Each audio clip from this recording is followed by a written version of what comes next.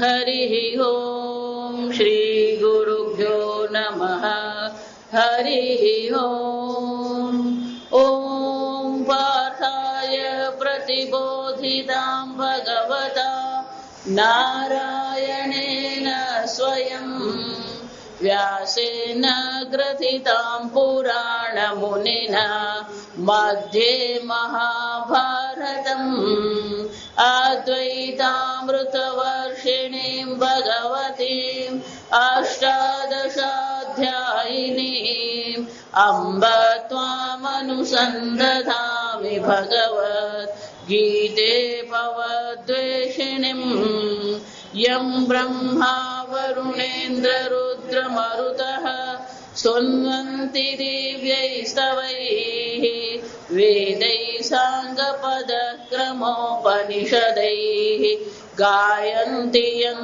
सामगाः ध्यानावस्थिततद्गतेन मनसा पश्यन्ति यं योगिनः यस्यान्तन्न विदुःसुरासुरगणाः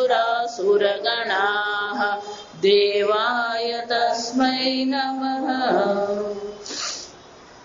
ॐ सहना भवतु सहनौ भुनक्तु सह वीर्यं करवावहै तेजस्विनावधीतमस्तु मा विद्विषावहै।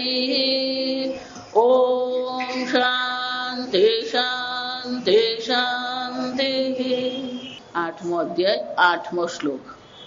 अभ्यास योग युक्तेन चेतसा नान्यगामिना परमं पुरुषं दिव्यं याति पार्थानुचिन्तयन् कविं पुराणामनुशासितारम् अणोरणीयान् समनुस्मरेद्यः सर्वस्य धातारमचिन्त्य रूपम् आदित्यवर्णं तमसः परस्तात् मयि अर्पित मनोबुद्धि। ભગવાન કે છે તારું મન તારી બુદ્ધિ શું કરી દે, મારા મન મારી બુદ્ધિમાં સમર્પિત કરી દે. આપણું જેમ સ્થૂળ શરીર છે, સૂક્ષ્મ શરીર છે અને કારણ શરીર છે, એ જ રીતે જેને આપણે પરમાત્મા કહીએ, પરમાત્માનું પણ સ્થૂળ શરીર છે, સૂક્ષ્મ શરીર છે, કારણ શરીર છે. આપણું વ્યષ્ટિ છે એક છે, ભગવાનનું શું છે સમષ્ટિ. તો સમષ્ટિ વિરાટ જે છે એ ભગવાનનું સ્થૂળ શરીર છે, સમષ્ટિ સૂક્ષ્મ શરીર છે એ હિરણ્ય ગર્ભ છે, અને સમષ્ટિ કારણ શરીર છે એને ઈશ્વર કહેવામાં આવે. તો જ્યારે તરંગને એમ કહેવામાં આવે તારા મન તારા બુદ્ધિને તું સમુદ્રને અર્પણ કર, તો ત્યાં ખરેખર અર્પણ કરવાનું છે? ખરેખર અર્પણની કોઈ ક્રિયા છે ખરી? વિરાટ પુરુષ એમ જયારે કહીએ તો વિરાટ પુરુષમાં તમારું સ્થૂળ શરીર આવી ગયું કે નહીં આવી ગયું? ત્યારે સમષ્ટિ સૂક્ષ્મ શરીર કહીએ, હિરણ્ય ગર્ભ એમ કહીએ, તો એમાં તમારા મન બુદ્ધિ આવી ગયા કે નહીં આવી ગયા? વિચાર. 11મા અધ્યાયમાં આવશે. અર્જુને ભગવાને વિનંતી કરી મને વિરાટ રૂપના દર્શન કરાવો, અને ભગવાને કરાવ્યા. પછી ભગવાને જોયું આ દર્શન કરી શકે એમ નથી. દદામી દિવ્ય ચક્ષુ તે, હું તને આ દિવ્ય ચક્ષુ આપું જેથી તું આ વિરાટ પુરુષના દર્શન કરી શકે. તો અર્જુને જયારે વિરાટના દર્શન કર્યા ત્યારે અર્જુનનું જે સ્થૂળ શરીર છે એ સ્થૂળ શરીરનો એમાં સમાવેશ થઈ ગયો કે નહીં થઈ ગયો? થઈ જ ગયો. જયારે પૂર્ણ એમ કહીએ, સમષ્ટિ સ્થૂળ શરીર કહીએ, તો એમાં તમારું શરીર આવી ગયું. પણ અર્જુને શું કર્યું? યદ્રશ્યમ, આ વિરાટ છે અને હું વિરાટનો દ્રષ્ટા છું, આમ એને શું કરી દીધો? ભેદ બુદ્ધિ કરી દીધી. તૈત્રીય ઉપનિષદમાં જોઈ ગયા, ઉદરમ અંતરમ કુરુતે અથ તસ્ય ભયમ ભવતી. ઉત અલ્પમ અરમ અપી અલ્પમ અપી ભેદમ કુરુતે અથ તસ્ય ભયમ ભવતી. અર્જુને પણ એ વિરાટ પુરુષથી પોતાને શું કર્યું? અલગ રાખી દીધું. જો એ વિરાટ છે તો એમાં એનો સમાવેશ થઈ જ ગયો છે. એ હિરણ્ય ગર્ભ છે તો એમાં એના મન બુદ્ધિ સમર્પિત થઈ જ ગયા છે. પણ એને શું કર્યું? જો એટલા માટે વિરાટ પુરુષના જે દર્શન છે એમાં 3 ભાવ છે. આ સમજો. પહેલા જયારે અર્જુને વિરાટના દર્શન કર્યા ત્યારે કેવો થઈ ગયો? આશ્ચર્યચકિત થઈ ગયો. અહોભાવ જેને આપણે કહીએ, એ અહોભાવથી અભિભૂત થઈ ગયો. પછી જયારે એને ભગવાનનું સ્વરૂપને જોવાનો પ્રયત્ન કર્યો અને ભગવાનને જયારે કાળ સ્વરૂપ જોયા ત્યારે શું થઈ ગયો? ભયભીત થઈ ગયો. જો એટલે કહું, ભગવાન પાસે માગીએ ને તો જરાક વિચારીને માગવાનું, એ તો ફસાઈ જવાનો વારો આવે. અર્જુન એવું જ થયું. આપણી ગુજરાતી ભાષામાં બહુ સરસ કે પેલું મોટે ઉપાડે માંગી તો લીધું, વિરાટના દર્શન કરાવો. ભગવાન કે જો પશ્ય મેં રૂપમ, લે અર્જુન જો. એટલે પહેલા તો પેલો આશ્ચર્ય લાગ્યું, પછી જયારે પેલું ભગવાનનું મહાકાલ સ્વરૂપ જોયું અને શું થયું? પેલા ભીષ્મ, દ્રોણાચાર્ય, કર્ણ, દુર્યોધન આ બધા ભગવાનના મુખમાં, કાળ રૂપી મુખમાં શું થઈ રહ્યા હતા? પેલા પ્રવેશ કરી રહ્યા હતા. એ પ્રવેશ કરી જ રહ્યા હતા એમ નહીં, પેલું વર્ણન એવું છે કે બધાની જે ખોપડી હતી એ ભગવાનની દાઢમાં શું થઈ રહી હતી? ભૂકો થઈ રહી હતી. એટલે આવું એને જોયું ને તો બાપડો બિચારો શું થઈ ગયો? એવો ગભરાઈ ગયો, ભયભીત થઈ ગયો. કેમ? કારણ કે એને પોતાના ઈશ્વરથી શું કર્યો? ભેદ બુદ્ધિ કરી દીધી. અને એટલો ભયભીત થઈ ગયો. ભગવાને શું કે ભગવાન બસ થઈ ગયું, હવે હવે આ તમારું પેલું ઓરિજિનલ છે ને એ જ આપણું શ્યામ સુંદર મુરલી મનોહર લાવી દો. પછી એને યાદ આવ્યું કે કુરુવંશમાં તો એ ચતુર્ભુજ વિષ્ણુ અમારા ઈષ્ટ દેવતા છે. એટલે ભગવાનને કે ભગવાન વિરાટમાંથી પાછા દ્વિભુજ બનો, એ પેલા જરા ચતુર્ભુજના દર્શન કરાવી દેજો. જયારે ભયભીત થયો, જયારે ભગવાનને એને કહ્યું, ત્યાં સમજ, ત્યારે ભગવાન એને બહુ સુંદર 33 થી 43 શ્લોક, જયારે તમને એમ લાગે ને મારા જીવનમાં કઈ ઠેકાણે છે જ નહીં, એટલે આ 11 શ્લોકનો પાઠ રોજ કરવાનો સવાર સાંજ. કેમ? એટલે એટલો ભયભીત થઈ ગયો, એને એમ થઈ ગયું આ કઈ ગોટાળો થઈ ગયો. એટલે જયારે ભગવાન એને સમજાવે છે કે અર્જુન આ જે છે બરાબર જ છે. અને જયારે ભગવાન એને સમજાવ્યું અને સમજી ગયો ત્યારે એને ભગવાને શું કીધું? સ્થાને ઋષિકેશ. આ શબ્દ બહુ સરસ મજાનો. સ્થાને, સ્થાને એટલે જે જ્યાં છે શું છે? યોગ્ય છે. સ્થાને એટલે યોગ્ય. આપણે બધું અયોગ્ય દેખાતું હોય, પણ ઠંડી પડે એ અયોગ્ય, વરસાદ પડે તો અયોગ્ય, કેરી વધારે પડે તો અયોગ્ય, કેરી ઓછી થાય તો શું છે? અયોગ્ય. જયારે ભગવાને એને સમજાવ્યું, તે સમજી ગયો, ત્યારે એનું મન શું થઈ ગયું? શાંત થઈ ગયું. પેલો અહોભાવ આવ્યો, આશ્ચર્યચકિત થયો, ભયભીત થઈ ગયો. ભગવાને સમજાવ્યું ત્યારે શું થઈ ગયો? એ શાંત વૃત્તિ એને આવી. અને શાંત વૃત્તિ આવી એટલે ભગવાનને કે છે સ્થાને ઋષિકેશ. ભગવાન મને સમજાઈ ગયું, આ બધું બરાબર જ છે. જો એટલે આને શું કહેવાય? મય્ય અર્પિત મનો બુદ્ધિ. ઈશ્વરના મનમાં, ઈશ્વરની બુદ્ધિમાં તમારા મન બુદ્ધિને શું કરો? અર્પણ કરી દો. જ્યાં અર્જુને પોતાના મન બુદ્ધિને ભગવાનને શરણે ધરી દીધા, સ્થાને ઋષિકેશ. મનને શાંત રાખવું હોય તો આ એક જ ઉપાય છે, ઈશ્વરને અર્પણ કરી દો. જાહી બીધી રાખે રામ, તાહી બીધી રહીએ. જે ગમે જગત ગુરુ જગદીશને, તે તણો ખરખરો ફોક કરો. અને એટલે ભગવાન કહે છે અર્જુન, અંતકાલે જો મને મારું સ્મરણ કરવું હોય તો ઉપાય આટલો જ છે. શું છે? મય્ય અર્પિત મનો બુદ્ધિ નાસ્તિ અત્ર સંશય. અને અર્જુન એ બાબતે કોઈ પણ પ્રકારનો સંશય કરવાની જરૂર નથી. તમારા મનને ઈશ્વરના મન સાથે જોડી દો. જોડવાનું જ નથી, જોડાયેલું જ છે. ફક્ત એ સમજદારી કેળવવાની છે કે સમષ્ટિ હિરણ્ય ગર્ભ છે, એમાં મારા મન અને બુદ્ધિ શું છે? ઉમેરાઈ જ ગયા છે. જો આ કોના જેવું છે? આ તમારું શરીર છે. તો જયારે શરીર એમ કહીએ તો એમાં મસ્તક છે, હૃદય છે, હાથ છે, પગ છે, આ બધું શું થઈ ગયું? આવી જ ગયું. શરીર કહું પછી પગ ને હાથ એવું કેવું પડે? એટલું જ નહીં, આંખ જેને આપણે કહીએ, પગ જેને આપણે કહીએ, એ આંખ અને પગ પણ શું છે? જો એમાં પણ સંવાદિતા છે. તમે ખ્યાલ નથી આવતો તમને. આપણી એના પર દ્રષ્ટિ જતી નથી એટલે આપણે ખ્યાલ નથી આવતો. આંખ જુએ છે તો પગ ચાલે છે. આંખ જોતી જાય છે અને પગ શું કરતા જાય છે? ચાલતા જાય. પણ આંખ ક્યાંક ભલતે જોતી હોય તો પછી શું થાય? ઊંચું ઊંચું ઉઠવાડે. કેટલાક લોકોને આદત હોય એ ચાલે ત્યારે બે જગ્યાએ ઠોકર ખાય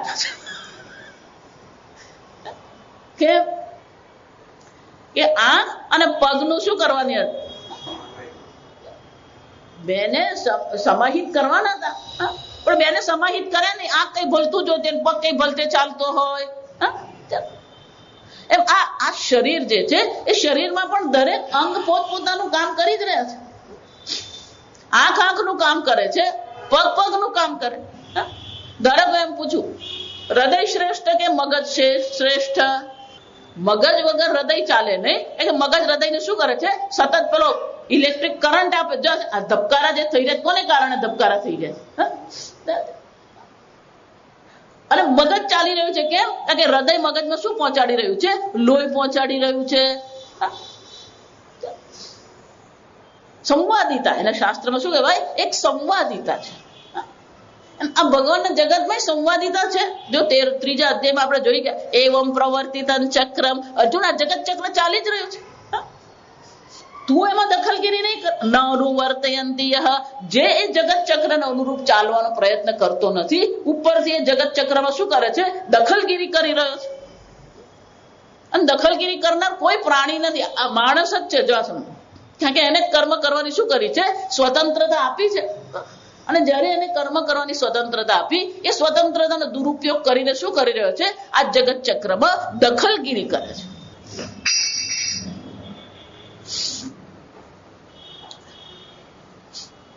આમ આ શરીરમાં સંવાદિતા છે. એ જ રીતે આ સંપૂર્ણ બ્રહ્માંડ જે છે એ પણ શું છે? એક સંવાદિતા છે. જેટલી સંવાદિતા આ જગતના સંવાદિતા સાથે તમે જીવી શકશો એટલું જ તમે શું કરી શકશો? આનંદથી, પ્રસન્નતાથી, શાંતિથી જીવી શકશો. જો એટલે હંમેશા બધાને કહું, જ્યારે પણ તમારા મનમાં દુઃખનો અનુભવ થાય ત્યારે વિચારી લેવાનું, ક્યાંક ને ક્યાંક આ જગત ચક્ર સાથે આપણે શું કર્યો છે? સંઘર્ષ કરેલો છે. આપણે પેલું લીમડાનું વૃક્ષ યાદ રાખવાનું. લીમડાનું વૃક્ષ, જૂનું લીમડાનું વૃક્ષ શોધી નાખવાનું 15-25 વર્ષ. પછી એની બધી છાલ કેવી હોય? ફાટેલી હોય. સ્વામીજી કે ખાલી 9 વાર શું કરવાનું? ખુલ્લી પીઠ એના પર ઘસવાની. 9 વાર. સ્વામીજી કે 9 ને પેલા ચોથી વખત શું થઈ જાય? પેલું 9 પહોંચે જ નહીં. જાય. હવે મને કહો, ઘસવાની ક્રિયા કરનાર કોણ છે? તમે છો. લીમડો કઈ કરતો નથી. જાઓ, તો તમે ઘસવાની ક્રિયા કરો છો, તો લીમડાએ ઘસાવવું જોઈએ, તમારે ઘસાવવું જોઈએ? તમે ઘસો છો તો કોણ ઘસાવવું જોઈએ? લીમડો. પણ લીમડો ઘસાય છે? સ્વામીજી કે પેલો 9 દિવસ સુધી પીઠ પર સૂઈ શકે નહીં. એને સંઘર્ષ કહેવાય. જેમ લીમડાની સાથે તમે સંઘર્ષ કર્યો તો લીમડાને કઈ ગુમાવવાનું નથી. જો આપણી ગુજરાતી ભાષા બહુ સુંદર છે. એટલે કહેવત છે, દૂધી પર ચપ્પુ પડે કે ચપ્પુ પર દૂધી પડે, કપાવાનું તો કોણ છે? એ દૂધી જ કપાય. એમ આ ભગવાનનું જગત ચક્ર ચાલી જ રહ્યું છે. આપણે અહીંયા 25, 50, 70, 80 વર્ષ રહેવા આવ્યા છે. આપણે નતા ત્યારે પણ આ જગત શું હતું? ચાલી જ રહ્યું હતું. આપણે છે ત્યારે ચાલી રહ્યું છે, અને આપણે અહીંથી ગયા પછી પણ શું થવાનું છે? ચાલી જ રહ્યું. પણ આપણને તો શું છે? ના, મારે તો આ જગતનો ઉદ્ધાર કરવો છે. કર. ના પાડવાની જ નહીં. ના પાડે ને એને સંઘર્ષ જ કહેવાય. એની બુદ્ધિ તમારી બુદ્ધિમાં શું થયો? પેલી ના પાડી એટલે તમારી બુદ્ધિ ને એની બુદ્ધિમાં શું થઈ ગયો? સંઘર્ષ થઈ. કરવાનો જ નહીં સંઘર્ષ. જ્યારે પણ મન તમારું અશાંત થાય, મનમાં દુઃખનો અનુભવ થાય, સમજી લેવાનું ક્યાંક ને ક્યાંક આ જગત ચક્રમાં આપણે શું કરી રહ્યા છે? સંઘર્ષ કરી રહ્યા છે. અને એટલે ભગવાન કહે છે, જો આ અક્ષર બ્રહ્મને તારે જાણવું હોય તો એ અક્ષર બ્રહ્મને જાણવા માટે પહેલી શરત આ છે, મય્ય અર્પિત મનો બુદ્ધિ. ભગવાન 3 કહી ગયા. આ 7મા શ્લોકમાં ભગવાન 3 વાત કરે છે. તસ્માત સર્વેષુ કાલેષુ મામ અનુસ્મર, તું સતત મારું સ્મરણ કરતો રે. યુદ્ધ ચ, તારા કર્તવ્ય કર્મનું તું પાલન કર. અર્જુન માટે કર્તવ્ય યુદ્ધ હતું અને એટલે માટે ભગવાને શું કીધું? યુદ્ધ ચ. અને બીજું શું કીધું? મય્ય અર્પિત મનો બુદ્ધિ, તારા મન અને બુદ્ધિ તું મને સમર્પિત કરી દે. જેટલા તમારા મન અને બુદ્ધિ ભગવાનને સમર્પિત હશે એટલું જ મનમાં શાંતિ હશે. જો વિચાર, ધારો કે તમે લગ્નમાં ગયા, અનેક લોકો છે અને લગ્નમાં ગયા હોય ત્યાં બીજા બધા લોકો તમને ઓળખતા જ હોય. એવું નથી કે જે પરિવારમાં લગ્ન છે એ ઓળખતા હોય, બાકીના બધા પણ શું હોય? તમારા પરિચિત જ હોવાના. પણ ધારો કે એ પરિચિતમાંનું કોઈ તમારી સાથે વાત જ નહીં કરે તો નહીં ફરક પડે. આને બહુ મજા નહીં આવી, કેમ? કોઈ વાત જ નહીં કરતું. હું વાત કરવા ગયો ઉઠીને જતો રહ્યો. એને શું થયું? પેલા અલગ થઈ ગયા. લગ્ન એક સમષ્ટિ પ્રસંગ છે, એમાં તમે એક શું થઈ ગયા? અલગ પડી ગયા. જો તમે અલગ પડી ગયા તો તમને આનંદની અનુભૂતિ છે. એમ આ જગત ચક્ર ચાલી રહ્યું છે, એમાં તમે તમારા પોતાના અહંકારથી શું કરી રહ્યા છો? પોતાની વિશેષતા, અહંકાર વિમૂઢાત્મા કર્તામિતિ મન્યતે. પોતાના અહંકારથી આપણે એક ટાપુ બનાવીને ચાલી રહ્યા છે અને એમ જ માની રહ્યા છે. એને શું કહેવાય? આ દરેકનો પોતાનો એક પરપોટો છે.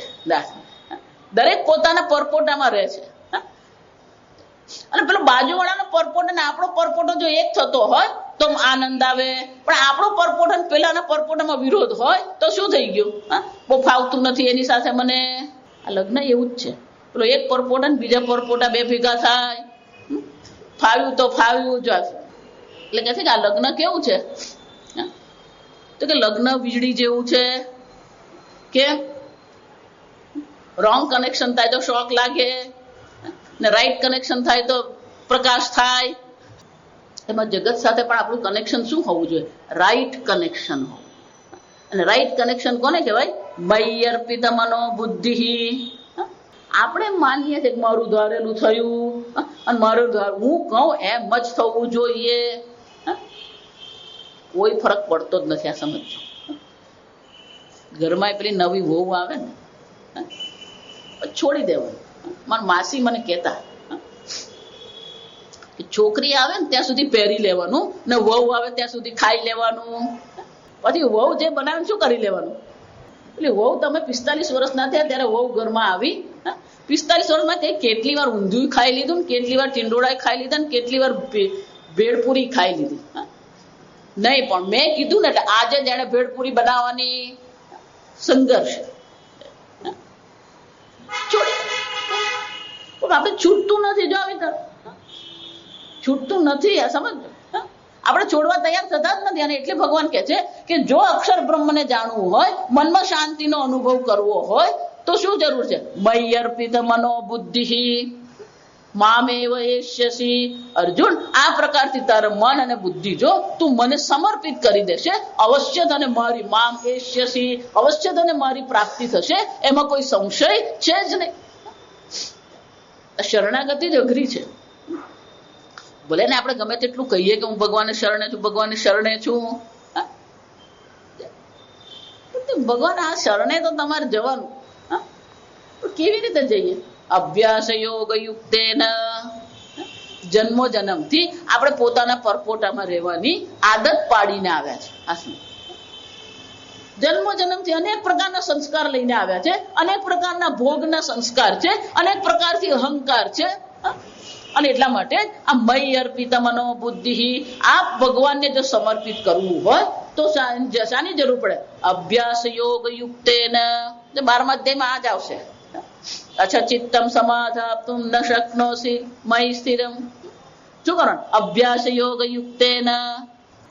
અહીંયા અભ્યાસ એટલે સ્કૂલમાં ભણાવે નહીં. અભ્યાસ એટલે શું છે? વારંવાર કરવું એને શું કહેવાય? અભ્યાસ. અને એ અભ્યાસ જ છે શંકરાચાર્ય કહે છે અભ્યાસ યોગ યુક્તેન મયી ચિત્ત સમર્પણ વિષય ભૂતે એકસ્મિન તુલ્ય પ્રત્યય આવૃત્તિ લક્ષણ. જો અભ્યાસની વ્યાખ્યા શંકરાચાર્યજી કરી આપે. અભ્યાસ કોને કહેવાય એની શંકરાચાર્યજી વ્યાખ્યા. તો પહેલી વસ્તુ તો શું છે? ચિત્ત સમર્પણ વિષય ભૂતે, ઈશ્વરમાં આપણા ચિત્તને સમર્પણ કરવા બાબતે. વિષય એટલે કે બાબતે. પહેલું શું કરવાનું? એકસ્મિન તુલ્ય પ્રત્યય આવૃત્તિ લક્ષણ. એકસ્મિન એટલે કે એક પરમાત્મામાં જ આપણી વૃત્તિ સતત શું થવી જોઈએ? વહેતી રહેવી જોઈએ. જેમ નદીનો પ્રવાહ જે છે એ ખારા સાગરમાં જઈ રહ્યો છે, પણ ડેમ બનાવી દઈએ તો શું થાય? મીઠું પાણી ખારા સાગરમાં ન જાય. પણ ખાલી ડેમ બનાવીએ તો ચાલશે? ડેમ બનાવવામાં આવે એની સાથે સાથે શું કરવામાં આવે? પેલી નહેર બનાવવામાં આવે. તો જે મીઠું પાણી છે એ ખારા સમુદ્ર તરફ જઈ રહ્યું હતું, તો એને ત્યાંથી અટકાવીને શું કરવાનું છે? એકસ્મિન એક અદ્વિતીય અક્ષર બ્રહ્મ તરફ લઈ જવાનું છે. તુલ્ય પ્રત્યય, તુલ્ય એટલે એક સમાન. તુલ્ય પ્રત્યય આવૃત્તિ લક્ષણ. આવૃત્તિ એટલે પણ આ જ અર્થ થાય. આવૃત્તિનો પણ શું થાય? વારંવાર રટણ કરીએ અને સંસ્કૃતમાં શું કહેવાય? આવૃત્તિ લક્ષણ. એટલું જ નહીં, વિલક્ષણ પ્રત્યય અંતરિત. અને જેટલા પણ પરમાત્માના સ્વરૂપથી અન્ય જે પણ કોઈ પ્રત્યય કે જે પણ કોઈ વૃત્તિ આપણા મનમાં ઉઠી રહી છે એને શું કરવાનું? અંતરિત, એને બાજુએ કરી દેવાનું. અભ્યાસ. આમ એક અદ્વિતીય પરમાત્મામાં આપણી વૃત્તિનો પ્રવાહ સતત વહેતો રહેવો જોઈએ. અને આ સંસાર તરફ જે રહ્યો છે તેને શું કરી દેવાનું છે? અટકાવી દેવાનું. હું હંમેશા બધાને ધ્યાન કરતા આવડે જ છે, આ સમજજો. કોઈ એવું કહી શકે નહીં મને ધ્યાન કરતા આવડતું નથી. દીકરો અમેરિકા રહેતો હોય અને દીકરાની યાદ આવી, પછી શું થાય? એ શું કરતો હશે? અત્યારે તો ત્યાં શું થયું? આપણે ત્યાં સાંજ પડી, ત્યાં શું થઈ ગયું હશે? સવાર પડી હશે. આ છોકરાઓને તૈયાર કરીને સ્કૂલે મોકલવાના, અમે લોકો અહીંયા આવી ગયા, એ લોકોને એટલું કામ વધી ગયું. કોનું ધ્યાન થઈ રહ્યું છે? તો દાદાનું દ્રષ્ટાંત યાદ રહે. પહેલી વાર દાદા અમેરિકા જાય, પેલા છોકરાઓ આગ્રહ કરે કે જો બાપા નવું ઘર લીધું, આવી જાઓ. બાપા હું ટિકિટ મોકલાવું એટલે પેલા બાપા જાય. પણ બાપા એકલા ગયા. સ્વામીજી કે બિના ટિકિટ આખું વલસાડ ઉચકી ગયા. ત્યાં બેઠા બેઠા કોનું ચિંતન કરતા હોય? અહીંયાથી અમેરિકા વલસાડને લઈ જવા માટે તમને કોઈ ટિકિટની જરૂર જ નથી. આ તમારું મન જ શું છે? પૂરતું છે. જ્યાં જઈએ ને ત્યાં આપણા સંસ્કાર અને આપણા વિષયના ભોગ ને બધું આપણે શું કરતા રહીએ? છૂટે જ નહીં. અને એટલે ભગવાન શંકરાચાર્યજી કહે છે એક પ્રત્યય લક્ષણ આવૃત્તિ. એક જ પ્રત્યય, એક પરમાત્માનું સતત ચિંતન કરતા રહેજો. અહીંયા જ આવશે સતતમ શબ્દ જ આવશે. સતતમ નિત્યશ. ભગવાન કહે છે આ બધું અભ્યાસ યોગની જે ભગવાન ચર્ચા કરી રહ્યા છે એ અભ્યાસ યોગ માટે ને બધી ચર્ચા ભગવાન હવે કરશે. અભ્યાસ સચ અભ્યાસ યોગ. આ અભ્યાસ કરવો એટલે કે મનમાં એક પરમાત્મા સિવાય બાકીની બધી વૃત્તિઓનો શું કરવાનો? તિરસ્કાર કરવાનો. આ તિરસ્કાર એટલે આપણે જેને તિરસ્કાર કહીએ એમ નહીં, એની અવગણના. તિરસ્કારનો અર્થ શું થાય? એની અવગણના. તો શું થશે? અભ્યાસ યોગ યુક્તેન તેને યુક્ત તત્ર એવ વ્યાપૃતમ યોગિનઃ ચેતઃ. એનું મન ક્યાં સમર્પિત છે? એ પરમાત્માના ચિંતનમાં જ એનું મન સતત સમર્પિત છે. પણ હું ભગવાનનું ચિંતન કરું મને શું થાય? ઘણા લોકોને એવો પ્રશ્ન આવે આ માળા કરવાની શું જરૂર? હવે તમને બહુ બુદ્ધિશાળી. આ માળા જે ડોબા લોકો હોય ને એ લોકો માળા કરે. માળા કરીએ, ભજન કરીએ, મંદિરે જઈએ, ધ્યાન કરીએ.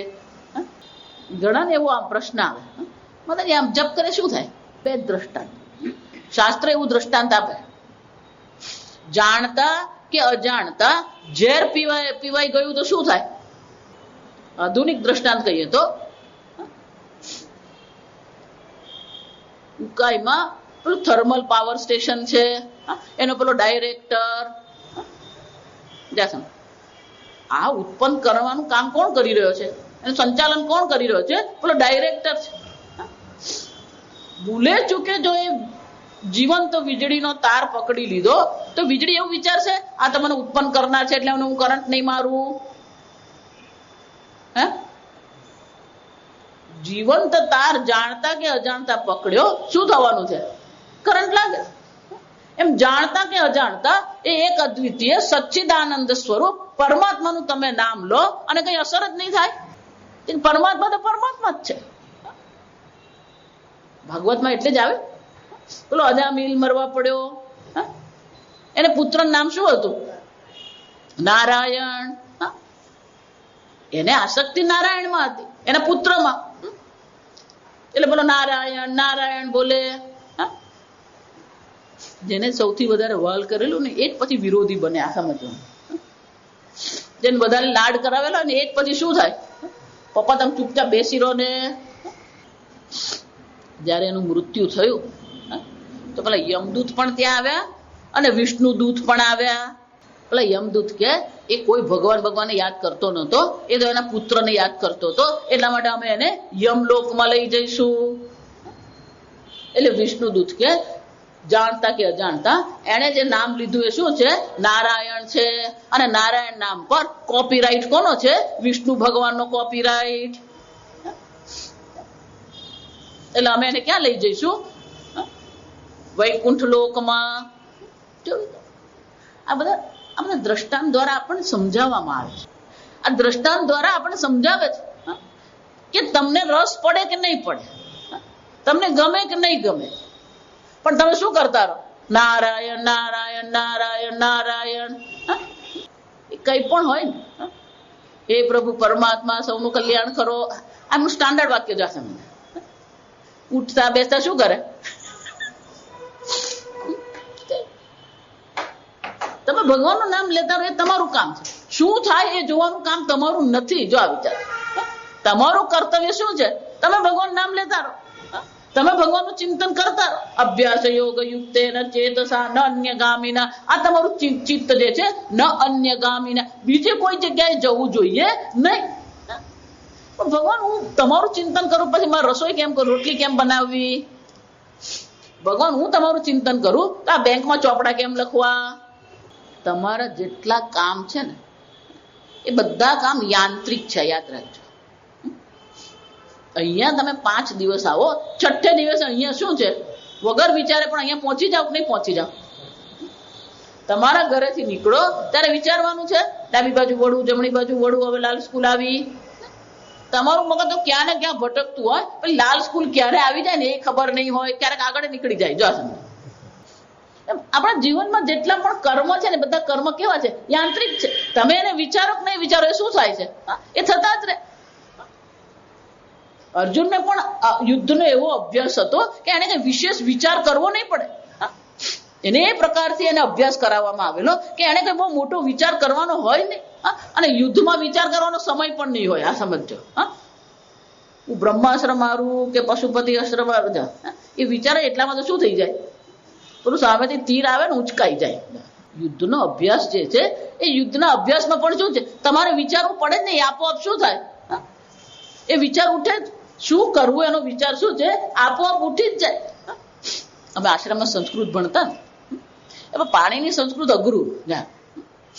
એટલે નવું ભણતા ને પણ કંટાળો આવે. એટલે પછી સ્વામીજી કે સ્વામી આ પાણીની બહુ અઘરું પડે, કે બધું મોઢે રાખવું પડે. તર્કબદ્ધ છે. એટલે પેલા તર્ક પણ આપણને યાદ, પેલું તર્ક જો યાદ નહીં રહ્યા તો પેલું આ કેમ આમ થઈ ગયું ખબર પડે નહીં આપણને. એટલે અમારા જે આચાર્ય હતા ને સિદ્ધબોધાનંદજી, એવું કહેતા કે પાણીની એટલું પાક્કું કરવાનું કે રાત્રે 2 વાગે કોઈ ઊંઘમાંથી ઉઠાડે ને તો પૂછે તો શું થવું જોઈએ? પેલો સાચો જવાબ મોઢામાંથી નીકળવો જ જોઈએ. એમ ભગવાનનો પણ આપણે એટલો અભ્યાસ કરીએ, ભગવાનના નામનું એટલું ચિંતન કરીએ, એટલો અભ્યાસ કરીએ, ન અન્યગામીના, પેલો બીજો કોઈ વિચાર મનમાં આવી શકે જ નહીં. એટલે ભગવાન કહે છે ન અન્યગામીને. કેમ? કારણ કે આપણું ચિત્ત જે છે શું છે, એ ભગવાનથી વ્યાપ્ત થયેલું છે. આપણા ચિત્તનો જે વિષય છે એ પરમાત્મા છે, એટલે બીજા કોઈ વિષયને શું છે પેલો અંદર દાખલ થવાનો કોઈ સંભાવના રહેતી જ નથી. ન અન્યગામીના અન્યત્ર વિષયાંતરે ગતુમ શીલમ યસ્ય ન. બીજા કોઈ વિષયમાં એ મન પ્રવેશી શકતું જ નથી. મેરે તો ગિરિધર ગોપાલ દૂસરો ન કોઈ. ઉઠતા બેસતા જાગતા સુતા શું કરતા રહેવાનું? ન અન્યગામી. બીજું કોઈ વિચાર કરવાની જરૂર જ નથી. બાકીનું તમારું જે જીવન છે એ બહુ યાંત્રિક જીવન છે. સવારે તમે ઉઠો ને બ્રશ કરો, નાહી ધોઈને તૈયાર થઈ જાઓ, કેટલો વિચાર કરો? નાહી ધોઈને તૈયાર થાવ નહીં, પેલો બહાર નીકળે ને તોય શું છે, યાંત્રિક રીતે જ બહાર નીકળતો હોય. આપણું જીવન બહુ યાંત્રિક છે. એટલે એમાં કઈ તમારે બહુ વિશેષ વિચાર મૂકવાની જરૂર નથી, વિચાર કરવાની આવશ્યકતા નથી. અને એટલે ભગવાન કહે છે આ પ્રકારથી તું સતત મારા સ્મરણનો ચિંતનનો અભ્યાસ કરતો રહે અને બીજા કોઈ વિષયનું ચિંતન કરવાનું તું છોડી દે. ન અન્યગામીના વિષયાંતરે. આ મન તારું કેવું બનવું છે? ન અન્યગામીના ચેતસા. આ મન કેવું છે? આપોઆપ જ સ્વરૂપમાં પરમાત્મામાં સ્થિત થઈ ગયું છે. એને અન્ય કોઈ વિષયમાં જવાની કોઈ સ્વભાવ એનો શીલમ જો કીધું. અન્ય ગામી નામ એનો શું થાય? ન વિષયાંતરે ગંતુમ શીલમ. એને આદત જ નથી બીજા વિષયની ચિંતન કરે. આમ ભગવાન કહે છે આ અભ્યાસ કરતા રહેવું પડે. જેટલો અભ્યાસ તમે કરતા રહેશો એટલું જ તમારું મન શાંત થતું જશે, એટલા જ પેલા વિષયો પણ શું થવાના? છૂટતા જશે. જો એટલું હંમેશા આપણે એવું માનીએ છીએ, બધાને એવું માન્યતા છે. બધા મારું મન જરા શાંત થાય ને પછી હું માળા કરું. મન શાંત થાય તો માળા કરવાની કે માળા કરો તો મન શાંત થાય? બધું ઊંધું જ વિચારીએ આપણે. સૂર્ય પૂર્વ દિશામાં ઉગે, આ બધું ઊંધું જ જશે. સૂર્ય પૂર્વ દિશામાં ઉગે કે જે દિશામાં સૂર્ય ઉગે એને પૂર્વ કહેવાય. ઉલટ ભાઈ મોરે નખી. આપણા બાપ દાદા આવું જ ભણીને આવે ને આપણે આવું જ ભણીને આવે ને આપણા છોકરાઓને આપણે શું ભણાવીએ? સૂર્ય પૂર્વ દિશામાં ઉગે છે. ઊંધું વિચારવાની આપણે શું થઈ ગઈ? આદત પડી ગઈ. અન્ય વિષયના ચિંતન કરવામાં આપણે આદત પડી ગઈ છે.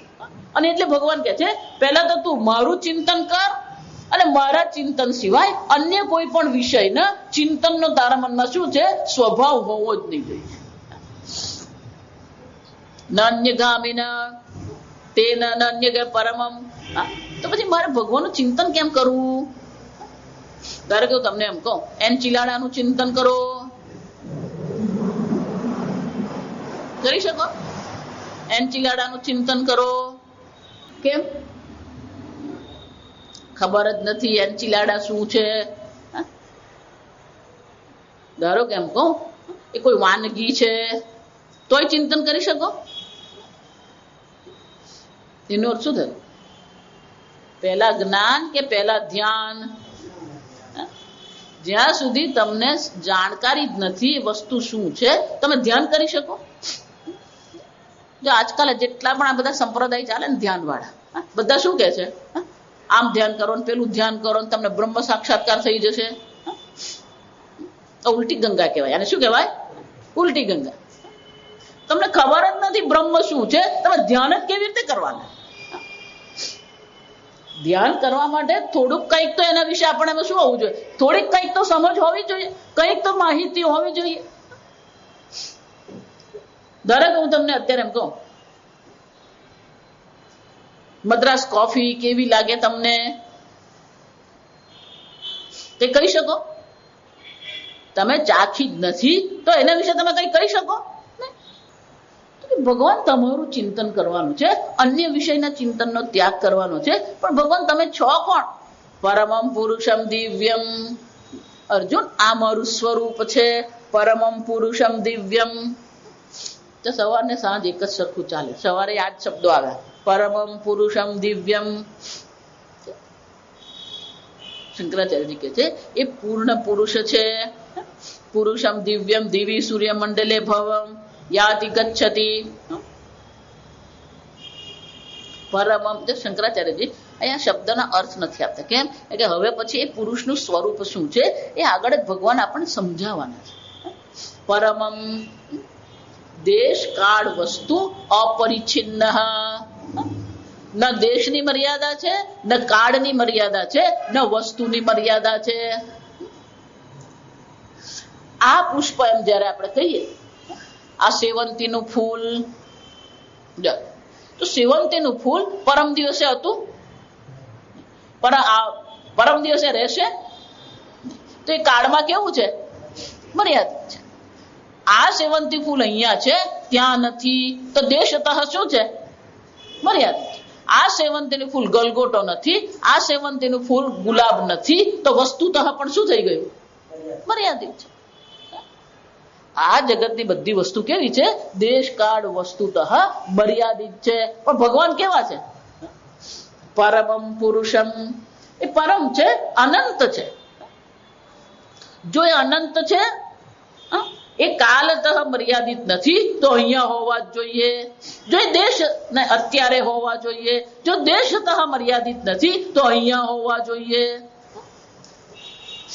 અને વસ્તુતઃ મર્યાદિત નથી, તો તમારાથી ભિન્ન છે. જો બધા જ એમ કે હું ઈશ્વર નથી, તો ભગવાન શું થઈ ગયો? કપાઈ ગયો. અહીંયા અત્યારે તમારાથી અભિન્ન જે છે એને શું કહેવાય? પરમમ પુરુષમ.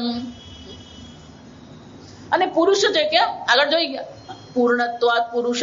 એ કેવો છે? પૂર્ણ છે, કોઈ પ્રકારની અપૂર્ણતા નથી. પણ એ પૂર્ણ છે, સર્વવ્યાપી છે. ક્યાં ઉપલબ્ધ થાય છે? પુરુષયનાત પુરુષ. તમારું હૃદય બુદ્ધિમાં એ શું છે? અહમ અહંતયા સ્ફુરતિર સ્વયં. તમારી વૃત્તિ સ્વરૂપે નિત્ય અભિવ્યક્ત એ પુરુષ થઈ જ રહ્યો છે. આ બધું જોઈ ગયા આગળ. 5મા અધ્યાયમાં ભગવાન કહી ગયા, નવદ્વારે પુરે દેહી નૈવ કુર્વન કારયન. આ નવદ્વાર વાળી નગરી જે છે એમાં અર્જુન આ આત્મા તું રહે છે, પણ કેવો છે? નૈવ કુર્વન કારયન. કોઈની પાસે કઈ કરાવતો પણ નથી, અને સ્વયં પણ કોઈ કશું કરતો નથી. પણ આપણે તો બધું કરીએ અને કરાવીએ. અને એટલે કે છે આ પ્રકારથી દિવ્યમ દિવી સૂર્યમંડલે ભવમ યાતિ. દિવ્ય જ્યોતનાત્મકત્વાત, જે સ્વપ્રકાશ છે, જેનો અનુભવ કરવાની આવશ્યકતા નથી. દિવ્ય કોને કહેવાય? આપણે જેને દિવ્ય કહીએ ને એને દિવ્ય એટલે જે સ્વપ્રકાશ છે. મને કહો તમે છો એ પુરવાર કરવું પડે? તો અનેક વાર જોઈ ગયા આપણે. તમે છો પુરવાર કરવું પડે? તમે મણિલાલ શંકરલાલ દેસાઈ છો એ શું કરવું પડે તમારે? પુરવાર. પણ તમારા અસ્તિત્વને પુરવાર કરવું પડે, તમારા ચૈતન્ય સ્વરૂપને પુરવાર કરવું પડે. ક્યારેક ગુસ્સામાં આવી છે તો પેલા કહી નાખીએ ખરા, થમલન જેમ ઉભો છે, કામ કરતો નથી. તમે છો અને તમે ચૈતન્ય સ્વરૂપ છો, એ પુરવાર કરવાની આવશ્યકતા નથી. જો એને શું કહેવાય? દિવ્યમ. અનંત છે, સ્વપ્રકાશ છે, અને તમારા હૃદયમાં હું તરીકે અભિવ્યક્ત પરમાત્મા થઈ જ રહ્યો છે. એનું શું કરવાનું? ભગવાન છે તમે, પછી શું કરીએ? અનુચિંતયન. એનું શું કરવાનું? ચિંતન કરવાનું. ચિંતયન નહીં કીધું, જા સમજજો. ચિંતયન કહેવાને બદલે શું કીધું? અનુચિંતયન. રામ ગચ્છતિ. રામ વનમાં જઈ રહ્યા છે. લક્ષ્મણ અનુગચ્છતિ. લક્ષ્મણ શું કરે છે? પાછળ પાછળ જાય છે. ચિંતયન. એને બદલે શું કીધું? અનુચિંતયન. અનુ એટલે કંઈક પછી. અનુનો અર્થ શું થાય? કંઈક પછી છે. તો કે શાના પછી છે? શંકરાચાર્ય કહે છે શાસ્ત્ર આચાર્ય ઉપદેશમ. સવારે યાદ જોયું, આ સમજજો. આ 3 શબ્દ સવારે જોયા. તમે પૂર્ણ પરમાત્મા સ્વરૂપ છો, એને માટે પ્રમાણ કોણ છે? શાસ્ત્ર છે. 16મા અધ્યાયમાં આવશે, તસ્માત શાસ્ત્રમ તે પ્રમાણમ. પણ શાસ્ત્ર પ્રમાણ છે. જેમ આંખ પ્રમાણ છે રંગ અને રૂપ જોવા માટે, કર્ણેન્દ્રિય પ્રમાણ છે શ્રવણ કરવા માટે, એમ પરમાત્માના જ્ઞાન માટે પ્રમાણ કોણ છે? આ શાસ્ત્ર પ્રમાણ છે. તો શાસ્ત્ર પ્રમાણ છે. હું જેમ આંખથી જાતે જોઈ લઉં છું એમ હું જ શાસ્ત્ર વાંચીને શું કરી લઉં, એ પરમાત્માના દર્શન કરી લઉં. આગળ કોઈ ના પાડવાની જ નહીં. શંકરાચાર્યજી જે ભાષ્ય લખે છે ને, ભગવાનની વાત તો પછી છે. આ ભાષ્યનો અનુવાદ વાંચીને કાલે આવજો અને મને કહેજો કેટલું સમજાયું. માતાજી બધું ઉપરથી ગયું. એનો અર્થ શું થયું? શાસ્ત્ર આપણે જાતે ભણી શકીએ નહીં. અને એટલે ભગવાન શું કે છે, શંકરાચાર્યજી કે છે શાસ્ત્ર આચાર્ય. એ શાસ્ત્રના અધ્યયન માટે કોની જરૂર પડે? આચાર્યની. પણ કે આચાર્ય શું કરશે? કુંડલીની જાગૃત કરી આપશે, માથા પર હાથ મૂકીને શું કરશે? ને અમારા આચાર્ય તો એક લાત મારે એટલે કુંડલીની જાગૃત થઈ જાય. આવા જો કોઈ આવે ને તો અહીંયા લાઈન લાગી જાય. સમજો, 3 વસ્તુ છે. શાસ્ત્ર છે, આચાર્ય છે અને ઉપદેશ. સવારે યાદ જોઈ ગયા, તદ્વિજ્ઞાનેન પરિપશ્યન્તિ ધીરાઃ. તદ્વિજ્ઞાનેન શાસ્ત્ર આચાર્ય ઉપદેશ જનિતેન જ્ઞાનેન. અનુચિંતન એટલે કે આ શાસ્ત્ર અધ્યયન આપણે કરીએ, આચાર્ય પાસે જઈએ અને આચાર્ય પાસે ગયા પછી પણ શું કરવાનું? ઉપદેશ. ચોથા અધ્યાયમાં ભગવાન કહે ઉપદેક્ષ્યંતિ તે જ્ઞાનમ. તું એ આચાર્ય પાસે જશે જે આચાર્ય કેવો છે? શ્રોત્રિયમ બ્રહ્મનિષ્ઠમ. જેમણે પણ શું કર્યું છે? પોતાના ગુરુ પાસે રહીને શાસ્ત્ર અધ્યયન કર્યું છે.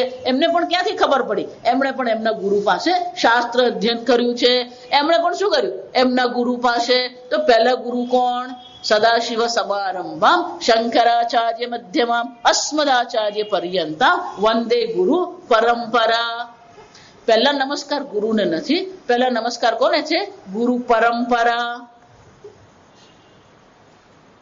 પરંપરા વિના આ જ્ઞાન શક્ય નથી. ચોથા અધ્યાયમાં ભગવાને શું કહે? ઇમમ વિવસ્વતમ યોગમ પ્રોક્તવાન અહમ અવ્યયમ. અર્જુન, આ જ્ઞાન આજે મેં તને જે આપ્યું, આ બીજા અધ્યાય અને ત્રીજા અધ્યાયમાં, એ જ્ઞાન કઈ નવું નથી. સૃષ્ટિના પ્રારંભમાં આ જ જ્ઞાન મેં કોને આપ્યું હતું? વિવસ્વાન સૂર્યનારાયણને. વિવસ્વાન મનવે પ્રાહુ. એ સૂર્યનારાયણે એના પુત્ર મનુને આપ્યું. મનુ ઇક્ષ્વાકવે પ્રવિત. મનુએ કોને જ્ઞાન આપ્યું? ઇક્ષ્વાકુ. ઇક્ષ્વાકુ એટલે સૂર્ય વંશ, શ્રી રામનો આ વંશ છે. ભગવાન શું કહે છે? એવમ પરંપરા પ્રાપ્તમ. આ જ્ઞાન કેવું છે? પરંપરાથી પ્રાપ્ત. પણ માતાજી, હું હિમાલયમાં 15 વર્ષ રહું અને મને આમ જ્ઞાન થઈ જાય કે નહીં?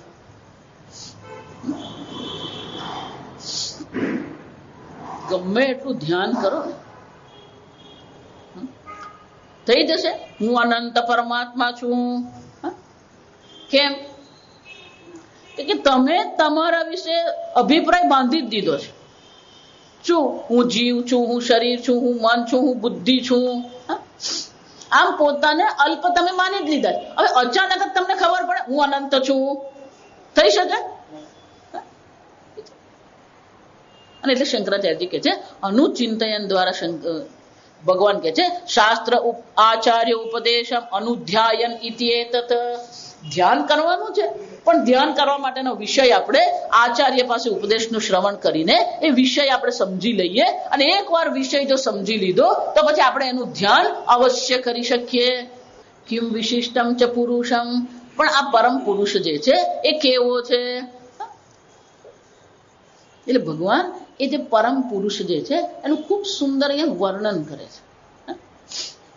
આ બધા શબ્દો યાદ નહીં રહે, ફક્ત એક શબ્દ પકડીને આપણે શું કરવાનું? ચિંતન કરતા રહેવાનું. કવિમ પુરાણામ અનુશાસિતારમ. કવિમ ક્રાંતદર્શી સર્વજ્ઞમ. આપણે તો કવિ એટલે કોને કહીએ? કવિતા લખે ને કવિ કહીએ. જો એટલે હું કહું, જેને સંસ્કૃત આવડતું નહીં હોય અને એ જો આ ગીતાનો પુસ્તક લખવા બેસે, શું થવાનું? ભગવાન કવિ છે, ભગવાન અનેક પ્રકારના ગીતો લખ્યા છે, એમાંની એક ભગવદ ગીતા છે. જાત જાતનું લખતા હોય. ક્રાંતદર્શિનમ સર્વજ્ઞમ. ગુજરાતીમાં કહેવત છે, જ્યાં ન પહોંચે રવિ ત્યાં પહોંચે કવિ. તમે બધા વલસાડમાં રહો છો, કે કેટલી વાર તિથલ જઈ આવે કે નહીં? અનેક વાર તિથલ તમે જઈ આવે. ત્યાં પેલા એક ફોટોગ્રાફર હતા, નામ એમનું ભૂલી ગઈ જાત, હમણાં જ ગુજરી ગયા. એમના બધા કેલેન્ડર માટે બધા ફોટોગ્રાફી એ કરતા. આપણને એ ખબર નથી. જો વિચાર છો, ઇન્ટરનેશનલ કેલેન્ડરમાં એમના ફોટોગ્રાફી જતી હતી. મને યાદ નથી આવતું. હે, અશ્વિન મહેતા. અશ્વિન મહેતા, હા, હવે નથી રહ્યા. ધારો કે એનું કેલેન્ડર તમારા હાથમાં આવે અને તમે પેલા ફોટા જોઈને એટલા ખુશ થતા હોય, આ કેટલો સરસ સૂર્યાસ્ત છે, પણ જો એમ કે આ તિથલનો જ ફોટો છે, તમે જોયું ત્યારે કેટલું સરસ નહીં લાગ્યું, પણ પેલો ફોટો જોયો ત્યારે તમને શું લાગે? સમજ કેમ? એ એવા એંગલથી એવા પ્રકારે એ ફોટો લે છે કે એની જે સુંદરતા છે એ પ્રગટ થાય છે. તમે જુઓ છો તમને સુંદરતા દેખાતી નથી, પણ એનો ફોટો તમે જુઓ ત્યારે તમને શું લાગે? સુંદર છે. જવું થયું હતું, એક ભાઈ છે, 2 માળના મકાનમાં રહે. એમને પેલા બીજે માળે હું રહું, એમના મકાનમાંથી સરસ મજાનો સૂર્યોદય દેખાય, અને એમનાથી ત્રીજું ઘર જે હતું એમાં અનેક પેલી નાળિયેરી હતી બધી. એટલે એક દિવસ મસ્તી આમ સવારે ઊભી હતી તો પેલો સૂર્યોદય થતો હતો, અને પેલી નાળિયેરીના પાનમાંથી સૂર્યના કિરણો શું થાય,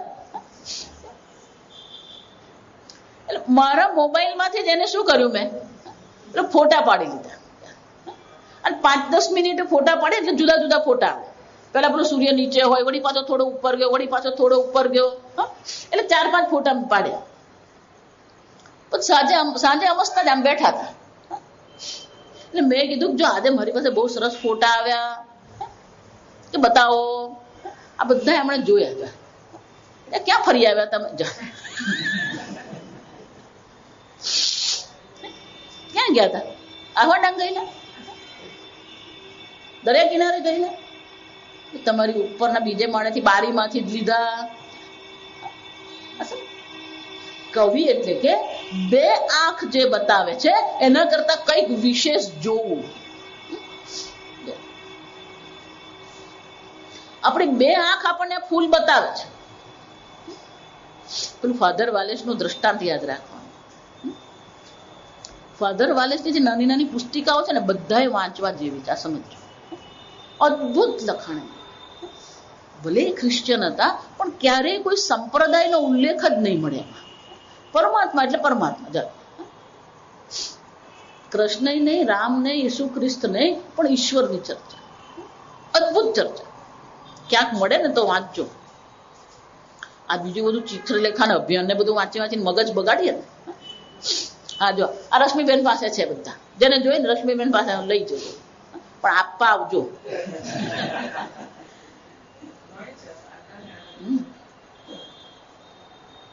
અને એમની એક વિશેષતા આવી હતી, એમની જેટલી પણ વાર્તા હોય ને એ 3 પાનામાં જ, 4થું પાનું થાય, નાની નાની વાર્તા, એટલે વાંચવાની આપણને મજા આવે. તે એક વાર એક બંગલામાં સરસ મજાનું ગુલાબનું ફૂલ ઉગેલું. બંગલો બરાબર રસ્તા પર હતો, પણ એ લોકોએ પેલું ઊંચું લઈ લીધેલું અને પછી દિવાલ બનાવેલી અને પછી બાગ રાખેલો રસ્તા પાસે. ગુલાબનો છોડ જે છે એ દિવાલથી ઉપર થઈ ગયેલો, અને એટલે પેલું જે ગુલાબ, શિયાળાની ગુલાબી ઠંડીમાં પેલું ગુલાબ સરસ મજાનું ખીલેલું હતું. તો ગુલાબ બધા જુએ છે, પણ ત્યાંથી જેટલા પસાર થશે એટલે માત્ર ગુલાબ જોશે. એ ત્યાંથી પેલો છોકરો પસાર થયો, ટ્યુશને જતો હતો, એને પેલું ગુલાબ જોયું. આ બહુ સરસ ગુલાબ છે, આજે જ હું પ્રપોઝ કરવાનો છે, આ ગુલાબ હોય તો મારું કામ થઈ જાય. ત્યારે પેલી એક છોકરી પસાર થઈ. છોકરીએ વિચાર કર્યો, આ ગુલાબ બહુ સરસ છે, આજે મારી મમ્મીએ લગ્ન માટે મારા માટે જે સાડી લીધી છે બરાબર આ જ રંગની છે, આ ગુલાબ મારી પાસે હોય તો શું થઈ જાય. ત્યાંથી પેલા એક દાદી પસાર થયા, મંગળાના દર્શન કરવા જતા હતા. પેલા દાદીએ ગુલાબ જોયું. દાદીએ શું વિચાર કર્યો, આ ગુલાબ જો મારી પાસે હોય આજે હું લાલાને અર્પણ કરું. ત્યાંથી માળી પસાર થયો. બાળીએ વિચાર કર્યો આ ગુલાબ બહુ સરસ છે, આના તો હું 40 રૂપિયા લઈ જ લઉં. બધાએ જ ગુલાબ જોયું, આ સમજજો. પણ દરેકે પોતાના જે સંસ્કાર જે છે, પોતાની જે વાસનાઓ છે, પોતાના જે ભોગ છે, એના પર શું કરી દીધો? અધ્યારોપ કરી દીધો. એકે પોતાના પ્રેમનું અભિવ્યક્તિ માટેનું સાધન માની લીધું ગુલાબને. પેલી છોકરીએ સૌંદર્યનું સાધન માની લીધું. જે દાદી હતા એને ભક્તિનું સાધન માની લીધું. અને માણીએ શું જોયા? 40 રૂપિયા. પણ આ કવિ જે છે કેવો છે? એ પોતાના સંસ્કાર, એ પોતાના ભોગનો અધ્યારોપ કરતો નથી, પણ એ જેવું છે એને શું કરે છે? વધુ સુંદર રૂપે એને જોવાનો પ્રયત્ન કરે. એટલે શંકરાચાર્યજી કહે છે ક્રાંતદર્શી. ક્રાંતદર્શી એટલે પાર કરી જાય. બે આંખ જે બતાવે છે એનાથી પણ પાર થઈને અનેક પ્રકારે જુએ છે. આમ આજે દિવ્ય પુરુષ જે પરમાત્મા છે કેવો છે? ક્રાંતદર્શિનમ. ક્રાંતદર્શિનો છે સર્વજ્ઞમ. એ કેવા છે? સર્વજ્ઞ છે. જો એટલે વારંવાર હું કહું, જયારે ઘડો જુઓ છો ત્યારે માટી દેખાય છે, જયારે તરંગ જુઓ છો ત્યારે પાણી દેખાય છે, જયારે કપડા જુઓ છો તંતુ દેખાય છે. તો આ જગત જોઈએ છે ત્યારે કોના દર્શન થવા જોઈએ? જા સમજ. આગળ ભગવાન શું કહી ગયા? મત્ત પરતરન્નાન્યત કિંચિદ અસ્તિ. મારાથી અન્ય અર્જુન આ જગતમાં કઈ છે જ નહીં. ઈશાવાસ્ય ઇદગુમ સર્વમ. તો પછી દર્શન પણ શું થવા જોઈએ? જ્યાં જ્યાં મારી નજર પડે ત્યાં છે યાદી આપની. ઈશ્વરની જ અભિવ્યક્તિ છે. આંબો કહીએ તો ઈશ્વરની અભિવ્યક્તિ છે, સમુદ્ર કહીએ તો ઈશ્વરની અભિવ્યક્તિ છે, આ પૃથ્વી કહીએ તો ઈશ્વરની અભિવ્યક્તિ છે, સૂર્ય કહીએ તો પણ શું છે? ઈશ્વરની. એ જે ભગવાન જે સર્વજ્ઞ પરમાત્મા છે એની અભિવ્યક્તિ થઈ જ રહી છે. અને જો સર્વજ્ઞ પરમાત્માની અભિવ્યક્તિ થઈ રહી છે તો એ અભિવ્યક્તિ પર જેની દ્રષ્ટિ જાય છે એને કવિ કહેવામાં. જેની દ્રષ્ટિ નામ અને રૂપ પર અટકી ગઈ છે એને સંસારી કહેવામાં આવે. જે આ નામ રૂપનું જે અધિષ્ઠાન જે પરમાત્મા છે એ પરમાત્મા પર જે દ્રષ્ટિ કરનાર છે એ કોણ છે? કવિ. અને પરમાત્મા પણ કેવા છે? પરમાત્મા એ કવિ જ છે. જો સર્વજ્ઞમ. આ પરમાત્મા છે કે પુરાણમ.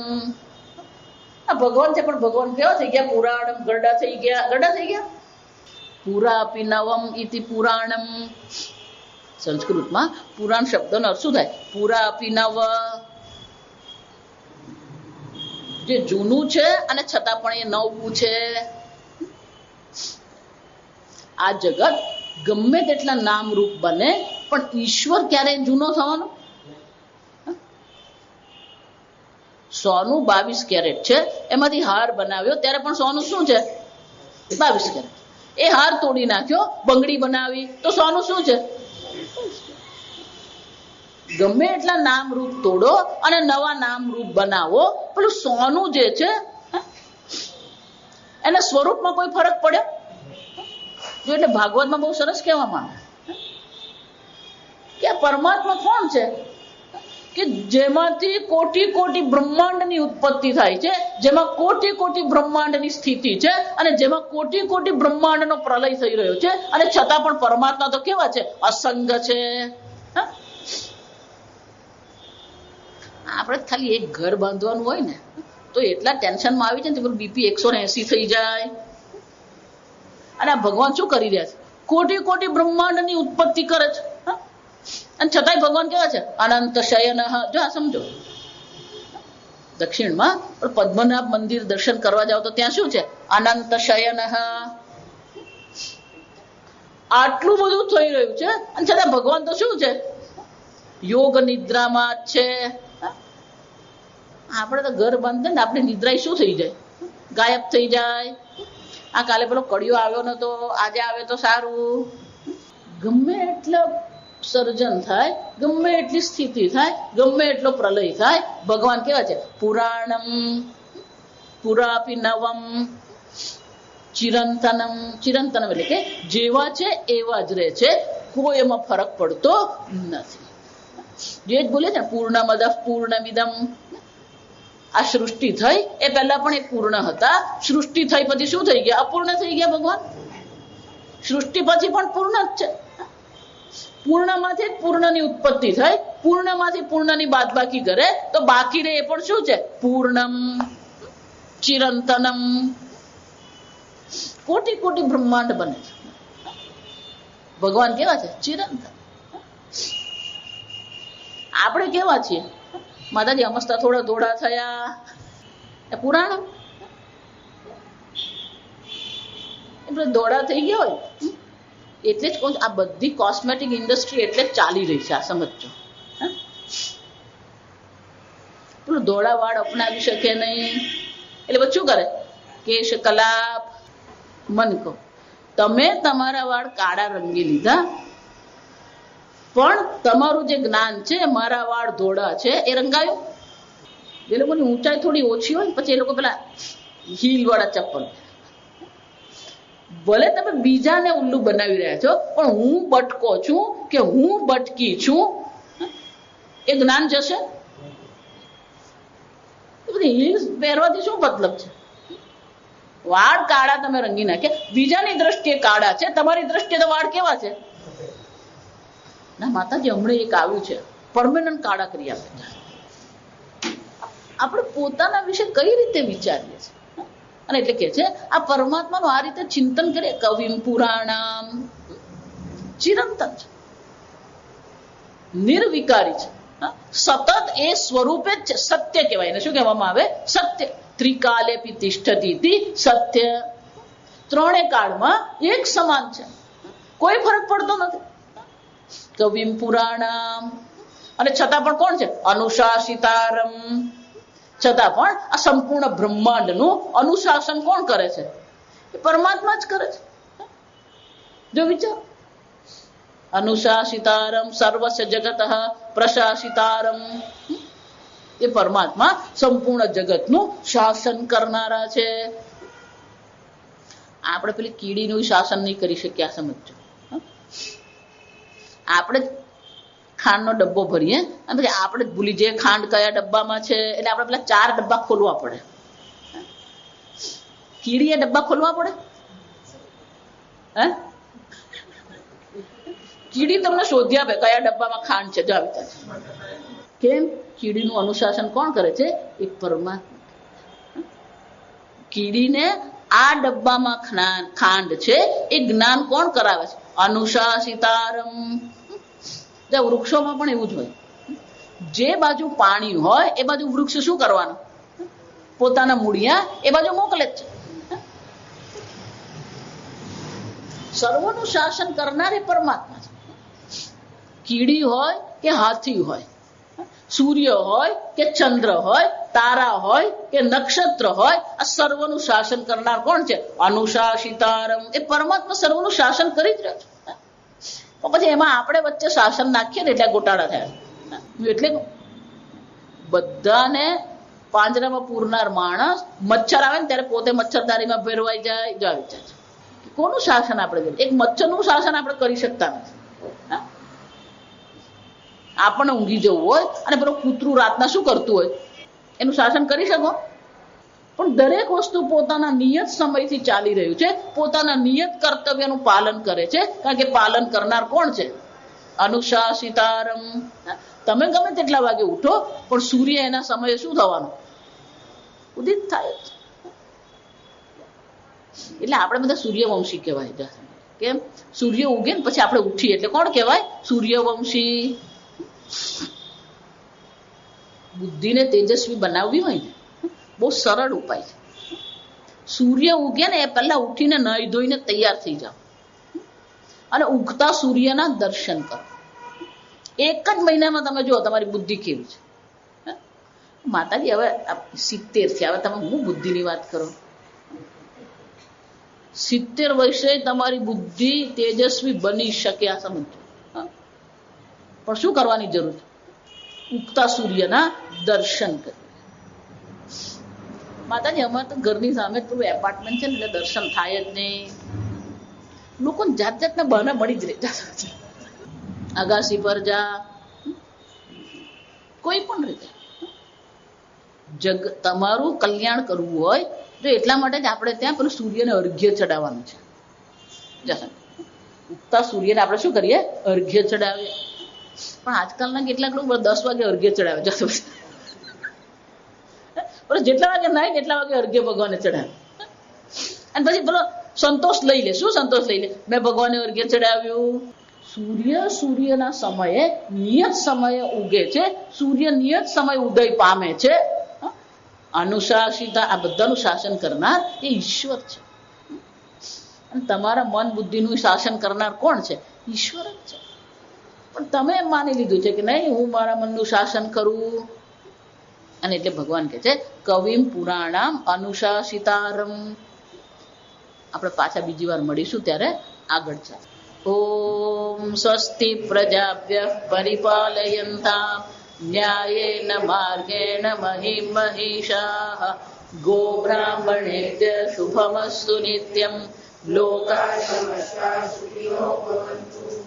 કાલે વર્ષતુ પર્જન્યઃ પૃથ્વી સસ્યશાલિની દેશોऽયં ક્ષોભરહિતઃ બ્રાહ્મણાः સन्तુ નિર્ભયાः. ઓમ સર્વેષાં સ્વસ્તિર્ભવતુ, સર્વેષાં શાંતિર્ભવતુ, સર્વેષાં પૂર્ણં ભવતુ, સર્વેષાં મંગલં ભવતુ, સર્વે ભવन्तુ સુખિનઃ, સર્વે સन्तુ નિરામયાઃ, સર્વે ભદ્રાણિ પશ્યन्तુ, મા કશ્ચિદ દુઃખભાગ ભવેत्. અસતો મા સદ્ગમય, તમસો મા જ્યોતિર્ગમય, મૃત્યોર્મા અમૃતંગમય. ઓમ પૂર્ણમદ પૂર્ણમિદં પૂર્ણાત પૂર્ણમુદચ્યતે પૂર્ણસ્ય પૂર્ણમાદાય પૂર્ણમેવાવશિષ્યતે. ઓમ શાંતિ શાંતિ શાંતિ. હરિ ઓમ. શ્રી ગુરુભ્યો નમઃ. હરિ ઓમ.